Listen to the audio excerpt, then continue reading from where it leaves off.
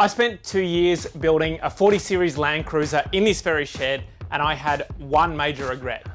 I didn't extend the cab at the time, and I should have, to make the driving position more comfortable. In this video, I'm working on the next generation 40 series Landcruiser, and I'm extending the cab so it can accommodate regular size adults. Now, this project hasn't been on my channel for about a year, and let me quickly explain why, and also give you a quick recap on the works that we've already completed and what you can expect for the rest of the build.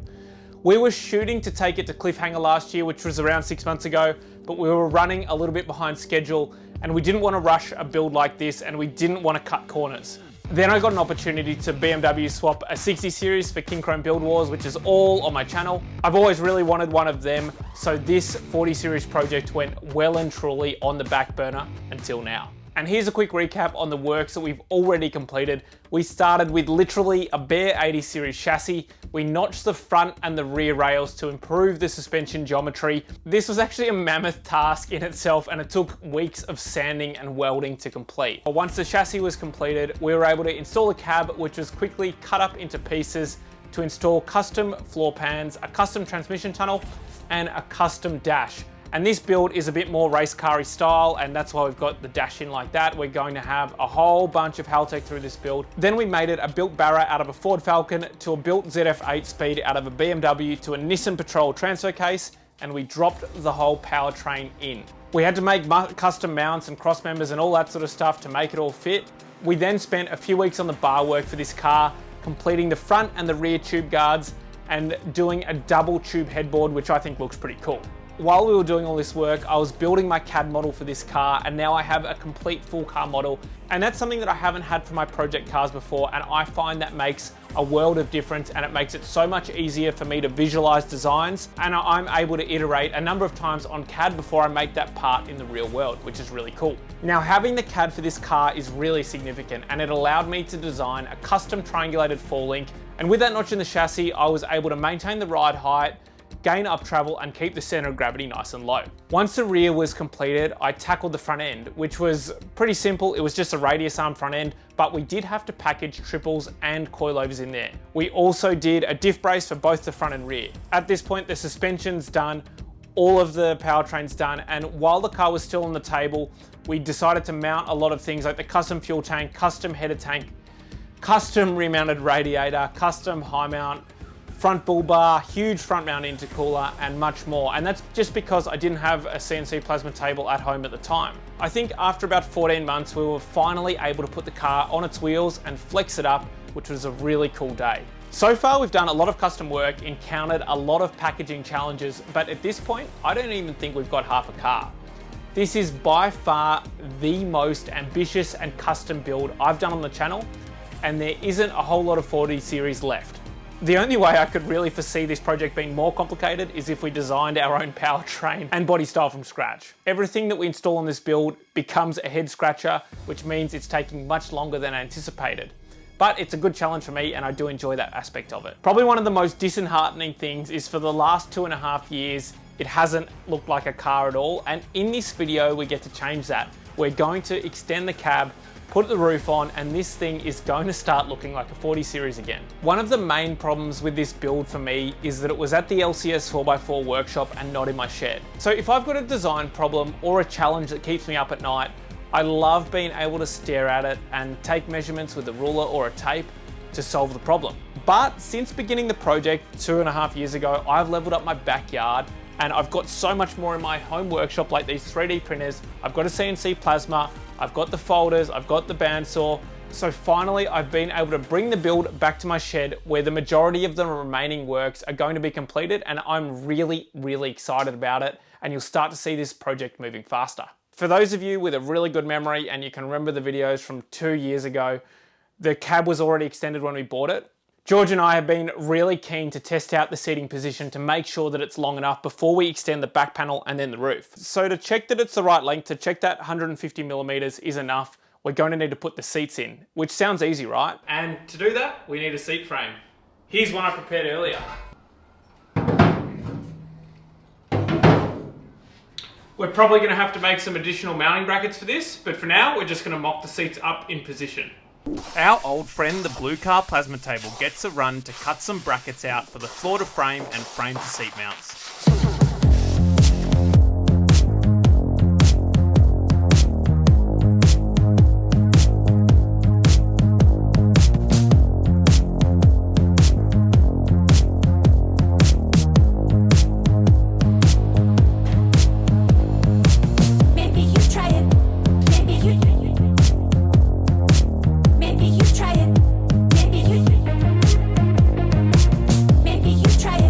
George, first time the seats are in, let's have a sit. Man, there's so much room compared to my 40. Now, sitting in an FJ, as you normally know, I've always complained about how tight the cab is, and I've always been worried about it, right? Yep. With the seat frames now in and the seats in, I'm 6 foot, right? So I put my arms out like this. There's 130, 150 mil between the end of my fingers and the dash. I wouldn't build another FJ without extending the cab. This is what I mean about everything on this build being custom. We can't just bolt the seats in with an adapter bracket. We have to make a custom seat frame, which will have to be stress tested via FEA to make this vehicle road legal, which is a significant amount of work. So the next logical step to check that the cab is long enough is to put the steering wheel in. And for that, we need a steering column. Sounds easy, right? So unfortunately, this cab has come with an old style firewall rib. Now what that means is we would have to run the brake booster past this rib or modify the rib. And that also means that we'd have to modify the pedal box. The easiest solution is to actually just replace this whole setup with a newer style firewall and a newer style pedal box. And luckily we have some patch panels, but what it means is we're gonna have to unpick all of this. This is a firewall cut we got off another 40 series, and we're going to have to graft this into here.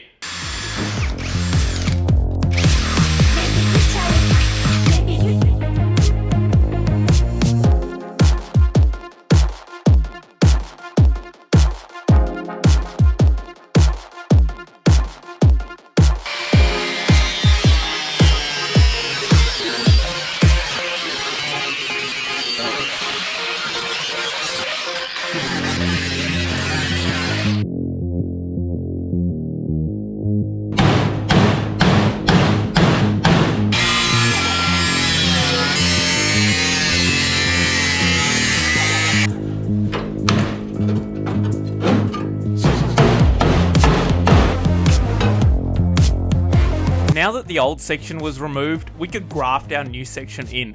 But first, I wanted to plug up some of the holes in this patch panel, and for that, the CNC plasma table gets a run.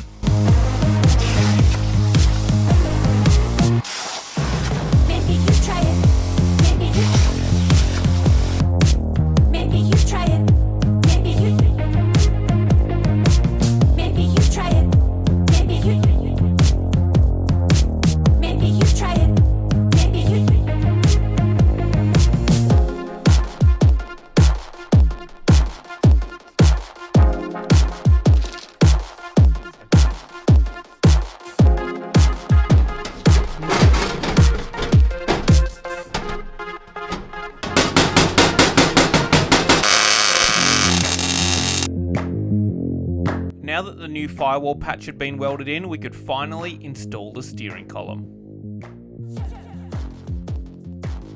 So we've got our seats in, we've got our steering column in, and it is time to put a roof on this cabin. To do that, we need a back panel, and this cab has 150 millimeters in here.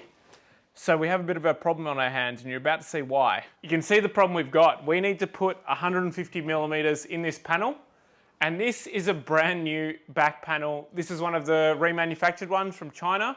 So George is absolutely rapt that we're putting a grinder on it and extending it by 150 mil today. How much did this panel cost you? I actually don't know. So if you don't look at your receipts, it's actually for free, right? We had a problem. The dowels on the new panel wouldn't fit into the old holes, so we'd have to shave them off and make new ones of them as well. First step in all of this is to cut the panel and unpick the spot welds where we're going to stretch it. Kincrome to the rescue. Given it was George's panel, he was the right man to do the nerve-wracking first cut.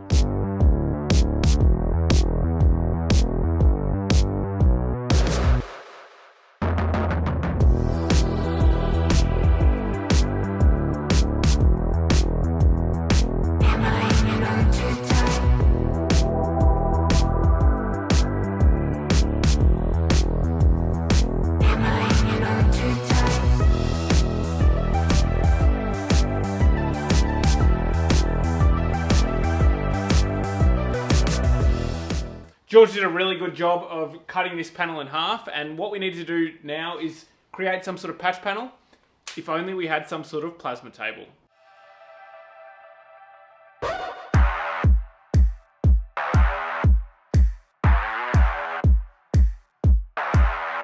After taking a few quick measurements, I whipped up this B-pillar extension in CAD. It was a 4-return part with faces on the inside of the cab, and the plan was to plug weld a piece on the smaller returns to reduce the amount of welding and grinding work required.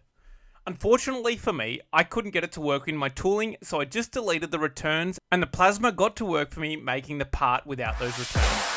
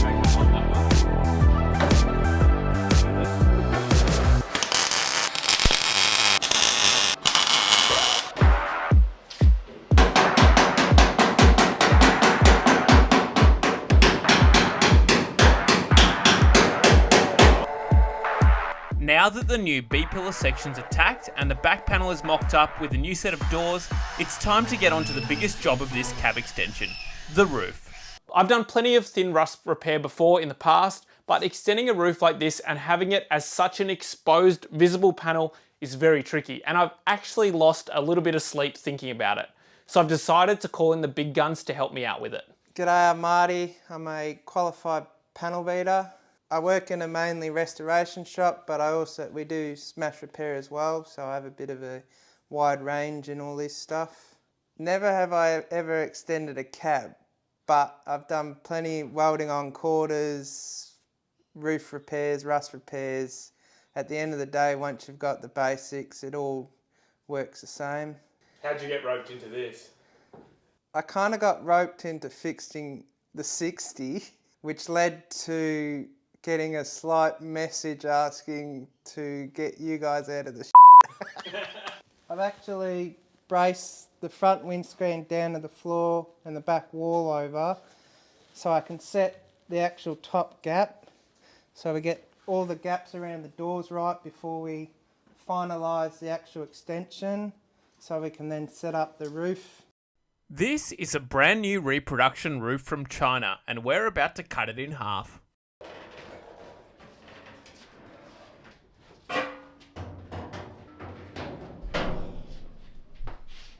This is our roof patch panel that Rob Sawyer from Sawyer Metalcraft had made for us using his Vibro shear. The name may sound familiar because Rob does amazing work and made the custom style side for this build, which we mounted in the last episode. Now I've laid out our patch panel on where it's going to be, and I've scribed a straight line all the way along. I'll pull this roof off now, cut it in half. This piece will then move forward and extend the roof. This will get welded back in. Job done. Job done. Easy as that. Easy as that. We're up to the critical part now, and we're about to put a big cut down this roof. One of the things we're really worried about is once we put that cut in, the roof opening up and warping. So what we're going to do is weld these two bars either side of the cut, weld it on the underside of here, and hopefully that will stop some of the warping. I don't think we're going to be able to get all of it, but it's going to make our life easier in the long run.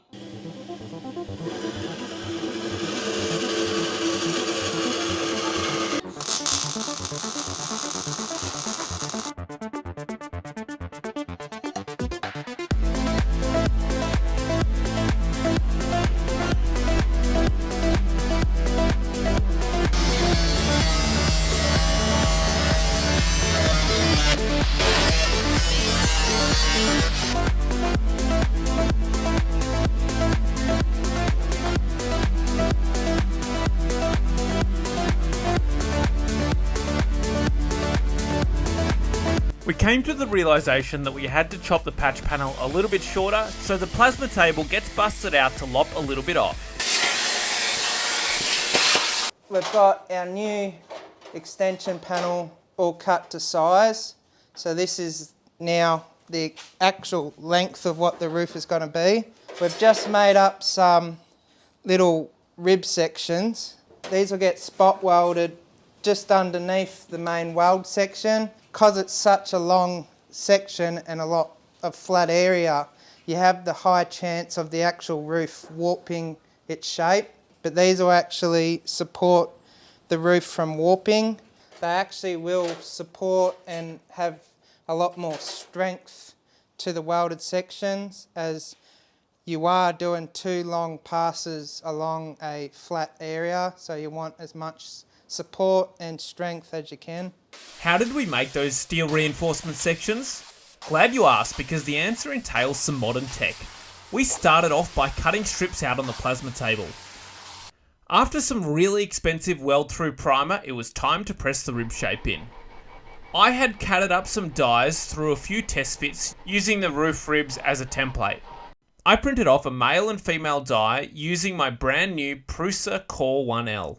Then, using a 45-ton hydraulic pneumatic press, we pressed the rib shape in. These actually started to crack. Now this is 15% infill, which is not much. So keeping in mind there's a lot of air in this, we got 9 out of our 12 presses done with this. And so now I've gone back and I've printed it at 100% infill. Even though we've got 3 more to do, I just don't want to risk it because it does take like an hour or so to print.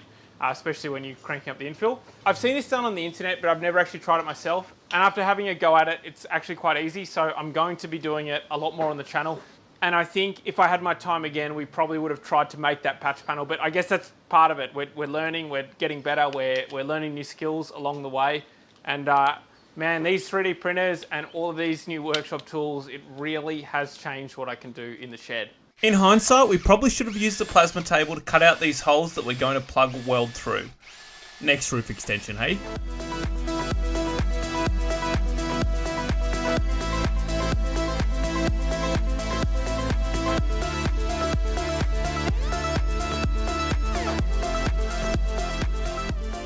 We got the reinforcement ribs all spot welded in. Roof extension strip to be full pass weld, but support both sections of the roof to stop warping. Gonna make it a hell of a lot stronger, so if this car ever lid skids, he'll be safe.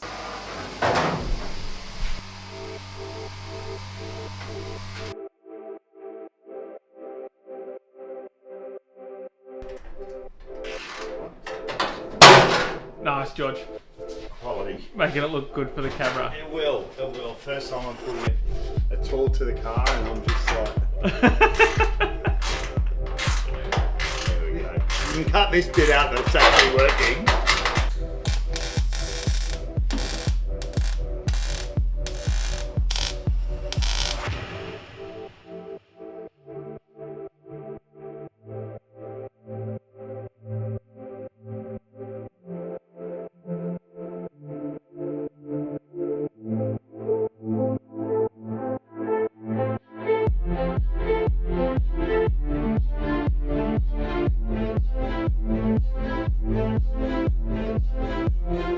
Starting to get the 2 side joining extension panels down so it can join into the gutters. I've marked this one out, so I need to go cut it out and then start tacking it into place.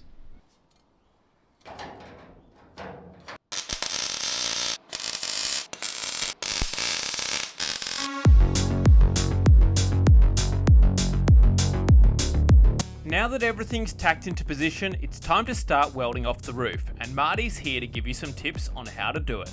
Well, when you're welding something like this, it is all about controlling heat. You're not doing a full pass in one continuous go. You're actually only doing little welds, spreading yourself around, jumping from back to corner, back and forward. Another tip is to actually grab a wet rag as well, cooling them down as you go. Heat is your enemy, so really slow yourself down. This stuff takes hours. Just spend the time and you'll thank yourself in the long run, but just work your way around, little tacks, back and forward basically.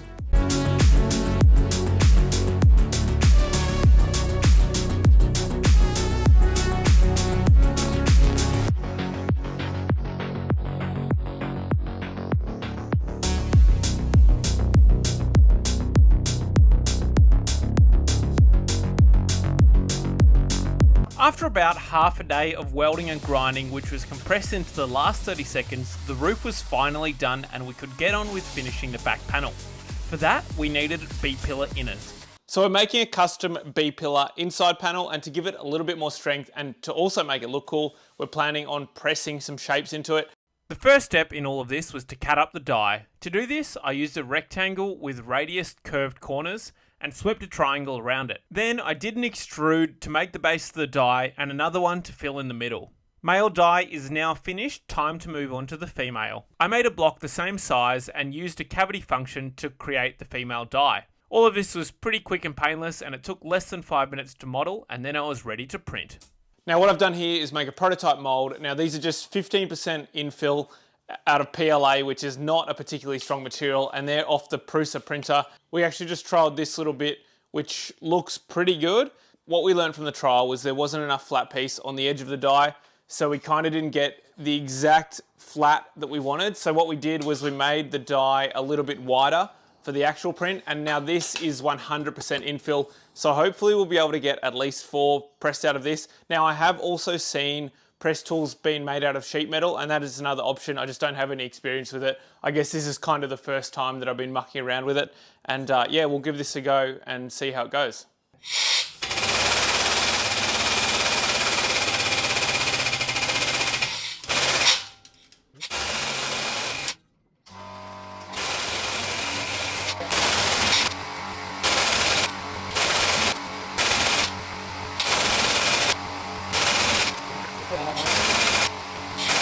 We were pretty happy with the way that turned out, so we got on to the second one.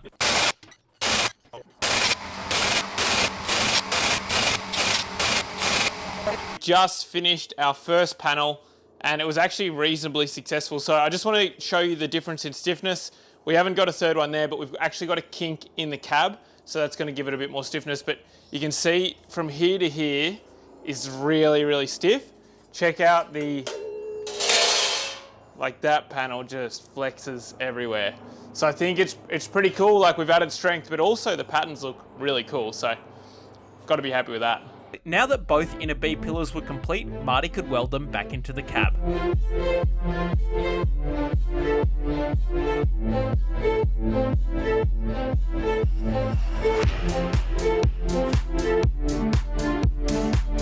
And once they were tacked up, Marty could finish up the outside of the B pillar before the whole back panel came off.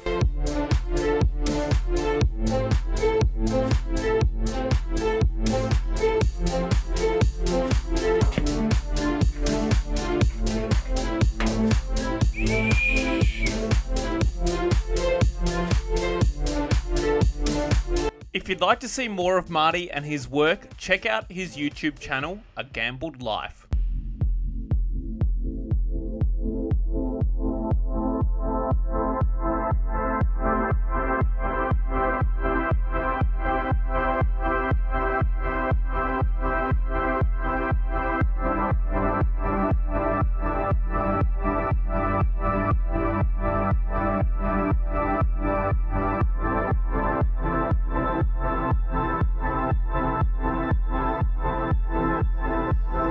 That's the cab extension pretty much done for now. There will be some more work required to get it ready before paint, but we're planning on doing the whole car at the same time. Don't go anywhere because we're still going to do more work on this car in this video. Okay, so you might notice that the seatbelt point is in the original position. Now, we don't quite know where these seats are going to go yet because the cage isn't in. So the next step is really to get the cage in, set the seats in the right position. And if we have to move this, we will. And we'll have to do a stress analysis on this to pass engineering and to make sure this thing is road legal. Excitingly, I've got these 2 welding masks to give away. Thank you, SigWeld. These are the ones that I use and I think they're awesome. All you have to do to win one of these masks is leave a comment below and like this video, and the winners will be the most liked comment. So this one is a crowd vote from all you viewers. Good luck.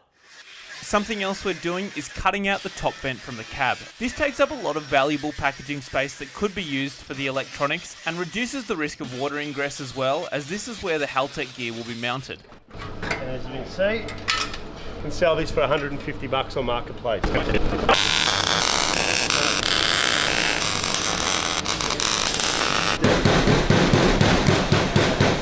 We got this wrapped up eventually, and it was time to move on to the next job. We're running AC in this car, so we don't need these anymore either. The cab will look cleaner and have one less seal to let water in during the deep river crossings.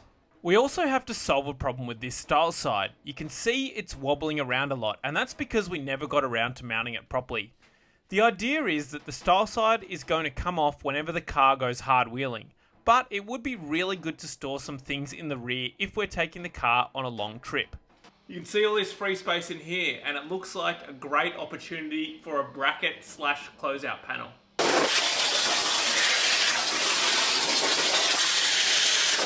After the panel was cut out on the plasma table, we folded it in the pan brake, and you can see the result here. The style side's now looking pretty solid. 2.5 years since starting this project, this 40 series is starting to finally look like a car. It's getting exciting, but we still have to do so much work to this build. So if you want to see more of this build or any of the other projects that I'm working on, I'm currently working on a YZ500. I'm going to put the 80 series chassis under the 60 this year, and I'm doing some machine parts on this Make Era Carvera. Make sure you subscribe to the channel and like this video, and leave me a comment. Let me know what you think of the channel. Let me know what you think of this project. Are you excited to see it on the road? I know I certainly am. I genuinely really appreciate the support, and every single comment and like helps that mysterious YouTube algorithm and helps me grow and helps me put out more content for you guys. Thank you.